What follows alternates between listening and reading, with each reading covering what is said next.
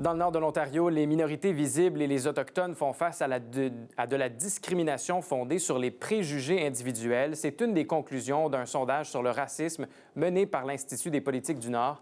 Aya Dufour nous en dit plus. Sudbury, Thunder Bay, Timmins, North Bay et Sault-Sainte-Marie. Ces villes ont été sondées en février dernier par l'Institut des politiques du Nord, qui cherche à évaluer l'étendue de la discrimination et du racisme dans les 5 plus grandes villes du nord de l'Ontario.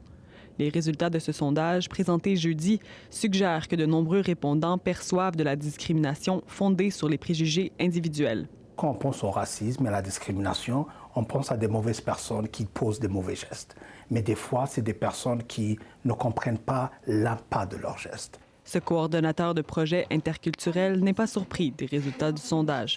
Son organisme a publié un rapport en décembre dernier qui comportait des conclusions et des recommandations similaires. Il y avait un certain point où les choses s'amélioraient, mais il y avait aussi une période, je dirais, dans les 10 dernières années, à cause de la montée de la droite et puis de tous ces discours contre la diversité, l'autre côté a commencé à monter. Et malheureusement, ceci se reflète aussi sur ce que les gens vivent sur le terrain.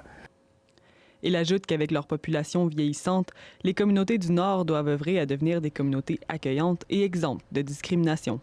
On reste comme le Nord a été depuis très longtemps, c'est-à-dire une porte revolvante, là où on vient pour quelque chose, puis on retourne vers les régions qu'on était venus, malheureusement.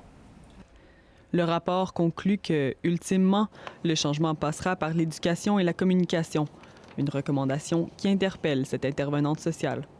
Donner du leadership à ces communautés, par la visibilité, je pense que les gens seront curieux et j'espère que la communication pourra se faire mieux. L'Institut des politiques du Nord compte mener ce sondage à 2 autres reprises au cours des 6 prochaines années, afin de mesurer le progrès ou le recul réalisé dans la lutte contre la discrimination et le racisme dans le nord de l'Ontario.